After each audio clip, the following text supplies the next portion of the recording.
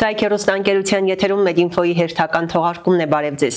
Այսօր տաղավարում հյուրընկալել են Գյումրի բժշկական կենտրոնի կաթվածի եւ նյարդաբանության բաժանմունքի ղեկավար Ժորա Բաղդասարյանին։ Բարև ձեզ, բժիշկ։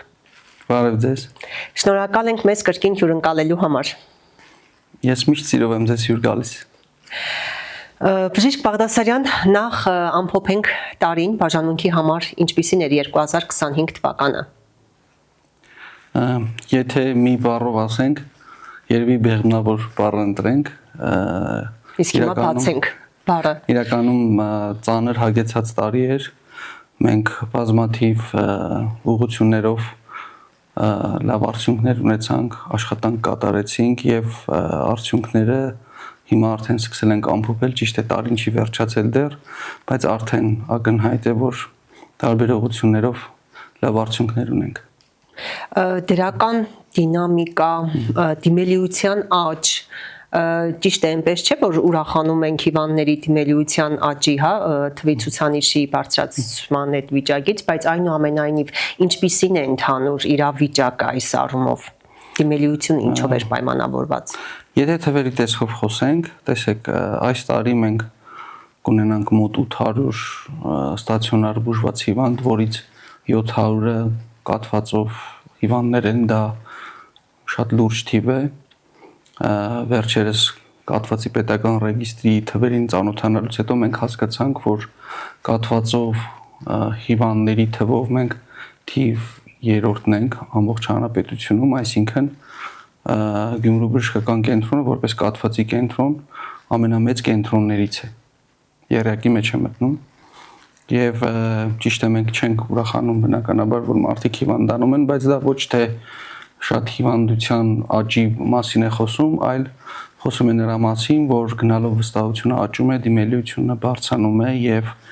նոր բժշկական կենտրոններ են ի հայտ գալիս, որոնց հետ մեր համագործակցություն ենք սկսում ենք։ Օրինակ վերջերս մենք սկսեցինք արդեն հիվանդներ ունենալ նաեւ Արագածոտնի մարզից, Թալինից։ Այ կոնկրետ երբ խոսում ենք դիմելիության թվի աճ, մենք կարող ենք ասել, որ սրանով նաև նվազում է օրինակ մահացությունների թիվը, որովհետև այս ծրագիրը կոնկրետ միտված էր հենց նրան, որ ինքը պիտի ժամանակի վրա խաղար եւ ամեն վայրկյանը դա կյանք կարժենար։ Միանշանակ ես կարող եմ ասել, գիտական բոլոր տվյալները դա են ցույց տալիս, որ կաթվածով հիվանդների բուժումը կաթվածի մասնագիտացված կենտրոններում հավաստի ձևով իջեցնում է մահացությունը եւ հաշմանդամությունը։ Հետեւաբար վստահորեն կարելի է պնդել, որ դա դրական ցուցանիշ է, երբ դիմելիությունը բարձրանում է։ Ինչպես նաեւ մենք բազմաթիվ անգամներ խոսել ենք եւ գիտենք, որ կաթվածի բուժումը սուրբ փուլում պետք է շատ արագ իրականացնել եւ դա շատ ժամանակ կախյալ բուժում է եւ շատ ճիշտ է, որ կաթվածի բուժումը մոտեցվի հիվանդին, այսինքն ինչքան ավելի արագ ստացվի հիվանդին բուժել, այնքան արդյունքները լավ են։ Եվ այս կոնտեքստով էլ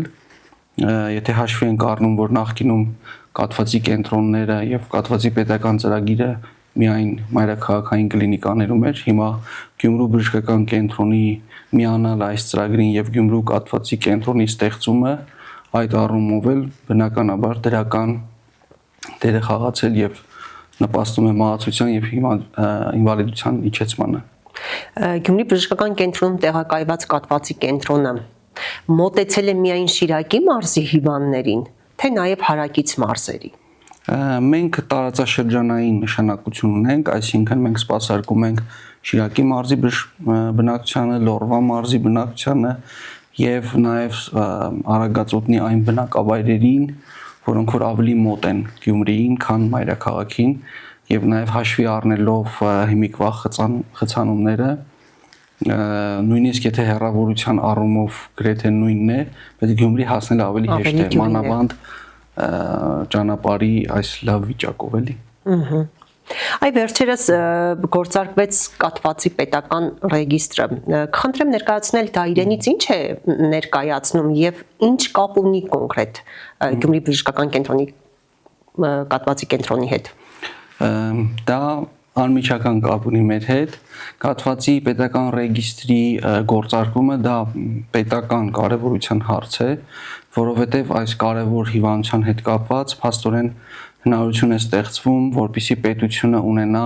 համապարփակ լիարժեք տվյալներ եւ այդ տվյալները օգտագործվելու են ի օգուտ որակի վերահսկողությանը եւ որակի բարելավմանը։ Այսինքն մինչև հիմա էլ պետությունը բոլոր հիվանդությունների հետ կապված տվյալներ է հավաքում, բայց այդ տվյալների որակը բավարար չէ եւ մենք ուրախությամբ պետք է փաստենք, որ կաթվածի ռեգիստրի ստեղծումով հնարավորություն է ունենում պետությունը ունենալ շատ որակյալ եւ մանրակրկիտ տվյալներ բոլոր կաթվածով հիվանդների մասին եւ այդ տվյալների հետագա մշակումը վերլուծումը հնարավորություն կտա ջրի երես հանել բոլոր թերությունները եւ արդեն համակարգային ձևով աշխատել այդ թերությունների դեմ, ոչ թե էմոցիոնալ բողոքի հետևից գնալու տարբերակով, որը շատ ընդունված է մեր հասարակությունում, երբ որ ինչ որ ակնհայտ անարդար ինչ որ սխալ բան արվում, բնակչությունը ուշադրություն ֆիքսում է եւ փորձում են շտկել, բայց այդպես չի զարգացումը։ Զարգացումը պետք է լինի ավելի ոչ էմոցիոնալ, ավելի հստակ, ավելի խորը վերլուծությունների արդյունքում եւ այս կաթվածի ռեգիստրի ստեղծումը այդ հնարավորությունը մեզ տալիս է։ Կաթվածի ռեգիստրի ստեղծման միտքը մեր գոլեգայի Մամել Աղասարյանի մտահղացումն էր, որը հայ բժիշկ է, որը աշխատում եւ ապրում է Փարիզում եւ նրա անմիջական ջանքերով եւ հիմնական այսպես ծանրությունը իր վրա վերցնելով նա կարողացավ իր փորձը օգտագործելով ստեղծել այս ռեգիստրը նախարարության եւ Արմեդի հետ միասին եւ այս գործում նաեւ մենք կարողացանք աջակցել, որի համար շատ ուրախ ենք եւ մի քանի տարի, այսպես ասած, չարչարանքից հետո վերջապես այս ռեգիստրը գործարկվեց եւ հիմա արդեն մի քանի ամսվա ընթացքում մոտ 3000 հիվանդների մանրակրկիտ տվյալներ մենք ունենք։ Եվ ապագայում այդ տվյալները կվերլուծվեն համապատասխան խմբի կողմից, հանձնաժողովի կողմից, որի մաս եմ նաև ես, եւ մենք գործնական առաջարկներ կանենք նախարարությանը, որպեսզի ճիշտ ուղղություններով գնա զարգացումը։ Ռեգիստրը տեխնիկական խնդիրների բախվում եք։ Ոչ, կարելի ասել տեխնիկական լուրջ խնդիրներ չկան, որովհետև Արմեդ բազայի հիման վրա է դա արվում եւ բավական լավ ձևով հարթ ձևով ստացվեց այդ ծրագրի տեղայնացումը, այսպես ասած, կայացումը եւ պետք է ասել, որ բոլոր կենտրոններն են ընդգրկված։ Ես դա եի ուզում հարցնել հանրապետության բոլոր կաթվածի կենտրոններն են ընդգրկված։ Հայաստանի Հանրապետության բոլոր հիվանդանոցները, ոչ միայն կաթվածի կենտրոնները, որտեղ կաթվածով հիվանդներ են բուժում, այդ հիվանդանոցները պարտավոր են այդ տվյալները ներկայացնել պետությանը եւ ներկայացնում են։ Այսինքն սա համապետական նշանակություն ունեցող քայլեր կաթվածի բուժման զարգացման մեջ եւ վերջերս պետք է ասեմ, որ նաեւ հանդիպում ունեցանք մենք բոլոր հիվանդանոցների ներկայացուցիչների հետ, որտեղ կաթվածի պետական ռեգիստրի շրջանակներում ամեն հիվանդանոց ունի իր պատասխանատուն, որոնք որ պատասխանատու են ռեգիստրի որակով լրացման համար եւ այդ պատասխանատուներին մենք կարողացանք հրավիրել Գյումրի եւ մեծ միջոցառում արեցինք Գյումրիում, որտեղ եկել էին մեր գոլեգաները Մեղրիից մինչև նոյեմբերյան, այսինքն Հայաստանի բոլոր ծայրերից, բոլոր հիվանդանոցներից, որտեղ կաթված են բուժում, անկախ նրանից դա կաթվածի կենտրոն են թե չէ, ամեն հիվանդանոցից ներկայացուցիչներ էին եկել եւ մենք շատ էֆեկտիվ հանդիպում ունեցանք, դասընթաց ունեցանք, որին նաև մասնակցում էր ռեգիստրի մեր հարգարժան հեղինակը Մամել Աղասարյանը եւ ապագայում էլ պլաններ կան այս ֆորմատը պահելու եւ փորձ անելու ընդհանուր ամբողջ հանրապետությունում կաթվածի բուժման որակը բարելավելու համար։ Որպես մասնագետ, ձեր կարծիքը այն դյուրացնում է բժշկի գործը արդեն բուժարոյի հետ շփվելիս։ Ինչ նկատի ունեք գրել։ Եվ տվյալների այդ առումով, հա, եւ նրա հիվանդությունների այդ պատմությունը տեսնելիս։ Այո, դա ինչ որ առումով նաև կրթական նշանակություն ունի, որովհետև փաստորեն ունիֆիկացնում է այն տվյալները, որը բժիշկը պետք է ունենա։ Այսինքն նախապես բժիշկը գիտի, որ այս հիվանդության հետ կապված այս տվյալները հավաքվում են եւ այս ուզի թե չուզի կոպիտ ասած ուշադրություն է դարձնում այդ տվյալների ձեռքբերմանը, հավաքագրմանը եւ անուղղակիորեն ստացվում է, որ բուժման ունիֆիկացիա տեղի ունենում, որովհետեւ մենք ունենք Հայաստանում այդ խնդիրը, երբ որ տարբեր մասնագետներ, տարբեր դպրոցների ներկայացուցիչներ են եւ տարբեր, այսպես ասած, ոճերով են բուժում։ Մենք ունենք խնդիր, որպեսզի միաձև դարձնենք բուժումը եւ այդ բուժումը լինի հենված գայդլայնների վրա, գործելակարգերի վրա եւ նաեւ ռեգիստրը այդ դերը կարող է ստանձնել, որ ունիֆիկացիա լինի բուժման։ Բնականաբար կշարժվի ամեն ինչ բուժման որակի բարձրացման ուղղությամբ։ Թերևս քանի որ ինքը նորաստեղծ, հա, ռեգիստրը, միգուցե արդեն մի քանի տարի անց էֆեկտիվությունը լրիվ զգալի լինի։ Շատ ավելի շուտ մենք կզգանք այս ռեգիստրի բարիքները, այսպես ասած, եւ մենք հույս ունենք, որ այս ոլորտում եթե մենք լավ հաջողություն գրանցենք, որտեղ ռեգիստրի ստեղծման եւ ճիշտ աշխատանքի համար շահագրգիռ է թե նախարարությունը, թե Արմեդը, թե Կատվոցի խորհուրդը, որը մասնագետների խումբ է, գիտեք, ասել եմ մի քանի անգամ, որ Հայաստանի եւ արտասահմանի մասնագետների խումբ է, որոնք աշխատում են կաթվածի որակի, բուժման որակի բարձրացման ուղղությամբ, այս բոլոր կողմերը շահագրգիռ են եւ վստահաբար շատ ավելի շուտ մենք կունենանք այդ դրական արդյունքները եւ ես հուսով եմ, որ այն վարակիչ կլինի նաեւ մեր այլ գոլեգաների համար եւ ուրիշ հիվանդությունների համար էլ կսկսեն էֆեկտիվ ձևով ռեգիստրեր վարել եւ օգտվել այդ ռեգիստրերից։ Հիմա գիտության զարգացումը հենված է մեծ թվով տվյալների մշակման վրա եւ այս ռեգիստրը նաեւ հնարավորություն կտա մեզ գիտական աշխատանք կատարել տարբեր կենտրոնների մասնագետներին, այսինքն ունենալ համապարփակ տվյալներ։ Եվ նաեւ մյուս պոզիտիվ կողմը այն է, որ ցանկացած կենտրոն իր ուզած պահին կարող է իր ուզած ֆիլտրերով իր ուզած տվյալները ունենալ, այսինքն օրինակ կարող եմ ես միանգամից ունենալ, թե այս քաղաքից տարվա ընթացքում ինչքան հիվանդ եմ ունեցել, այս բնակավայրից, այս տարիքային խմբից, այս ուղեկցող հիվանդություններով, այսինքն ցանկացած կոնֆիգուրացիայով կտիրապետեք ձեր ուզած տեղեկատվությունը։ Շատ մեծ առավելություն է եւ հնարավորություն է տալիս ճկուն պլանավորում անել։ Եվ իշապ ու ժառույի ինչ խոսք։ Իհարկե։ Բժիշկ Բաղդասարյան, տարին նաև աչքի ընկավ տարբեր ու բազմաթիվ միջոցառումներով բաժանմունքի համար։ Այո, մենք ակտիվ ենք, մենք նախ ինքներս ենք մասնակցում բոլոր